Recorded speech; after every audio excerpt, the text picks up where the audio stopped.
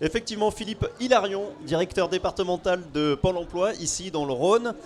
Pôle emploi, on va profiter de vous avoir sur notre plateau. Vous avez une vision globale du marché de l'emploi et du recrutement en particulier.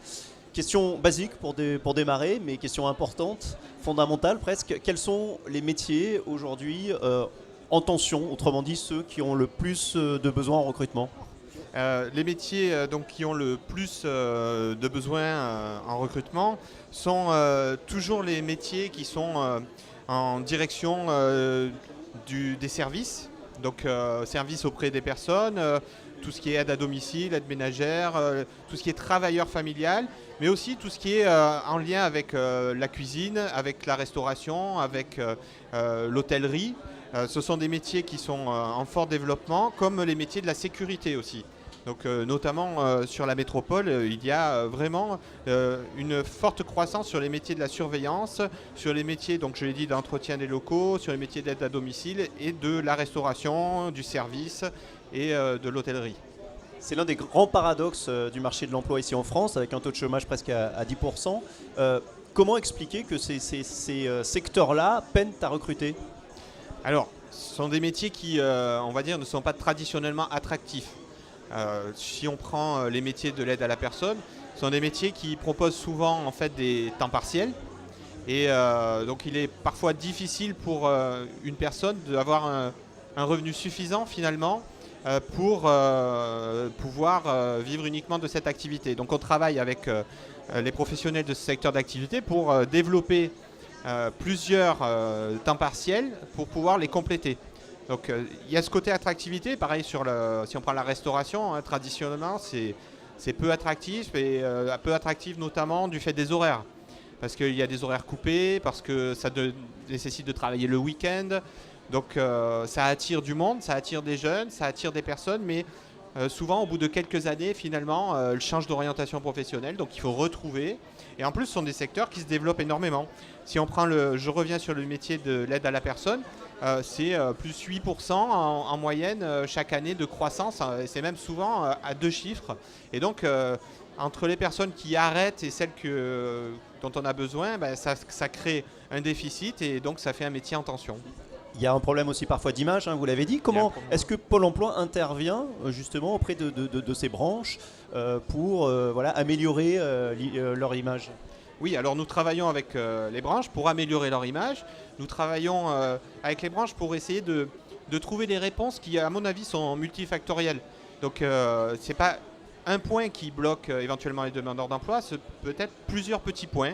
Et donc, on travaille sur des réponses qui sont des réponses qui vont être personnalisées finalement à la situation de chaque personne, mais qui vont donner une image plus réaliste et en même temps de meilleure qualité du secteur d'activité.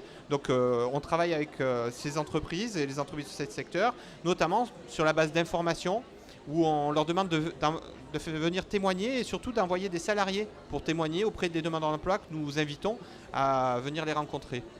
Justement, la rencontre ici, c'est la base du village des recruteurs. Est-ce qu'à l'heure des réseaux sociaux, du tout numérique, la rencontre physique, ça reste un bon tremplin vers l'emploi?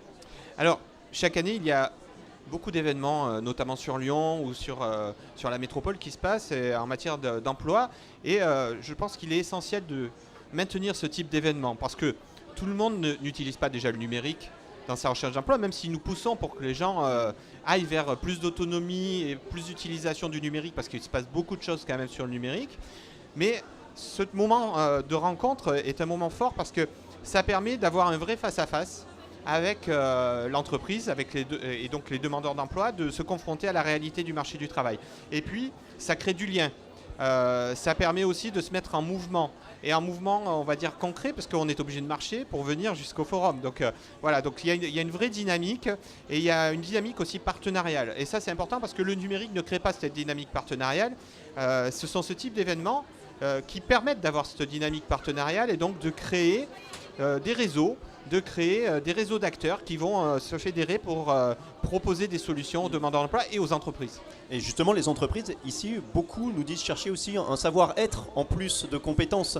Est-ce que c'est important aujourd'hui? C'est devenu de plus en plus important, encore une fois, à l'ère du tout numérique, cette notion de savoir-être. Alors, les savoir-être sont capitaux parce que c'est finalement ce qui permet de mettre en action de façon, on va dire, performante les compétences. Donc si on n'a pas de savoir-être, on a beau avoir des compétences, on ne saura pas les mettre de façon optimale en fonction et puis on n'aura pas les résultats attendus. Donc nous, ce que nous faisons, c'est nous travaillons sur les savoir-être avec les demandeurs d'emploi. Nous leur apprenons finalement à se vendre, nous leur apprenons les règles et on va dire les codes de l'entreprise. Donc nous travaillons avec eux là-dessus. Et puis on travaille aussi sur certains métiers, vous parliez des métiers en tension, avec d'autres méthodes, et notamment la méthode de recrutement par simulation, qui permet de mettre en situation une personne et de voir si elle a non pas les compétences, mais les aptitudes à occuper un poste. Et quand on regarde les aptitudes, on regarde aussi les savoir-être. Voilà, et on travaille là-dessus. Et aujourd'hui, ces aptitudes, elles peuvent se faire presque sur mesure. Donc là, c'est l'une des facettes de la préparation opérationnelle à l'emploi. C'est de la formation sur mesure pour les entreprises, ça. Voilà, tout à fait. Donc on est vraiment passé à l'ère des compétences pour le coup et du savoir-être.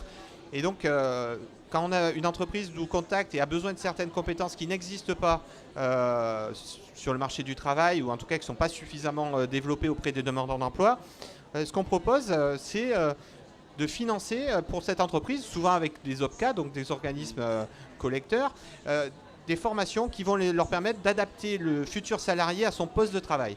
Et donc on fait en effet de la formation sur mesure qui répond aux besoins de l'entreprise et permet à un demandeur d'emploi d'intégrer cette entreprise dans de bonnes conditions. Et on arrive, juste pour terminer, à des job dating inversés. Et voilà, et donc on essaye beaucoup de techniques. Job dating inversé, c'est en fait le candidat qui va choisir son recruteur, c'est ça? C'est ça, et à la place que ce soit l'entreprise qui reçoit les demandeurs d'emploi, mais c'est les demandeurs d'emploi qui reçoivent les entreprises qui sont intéressées par eux. Voilà, et qui viennent proposer leur service, enfin leur poste aux candidats.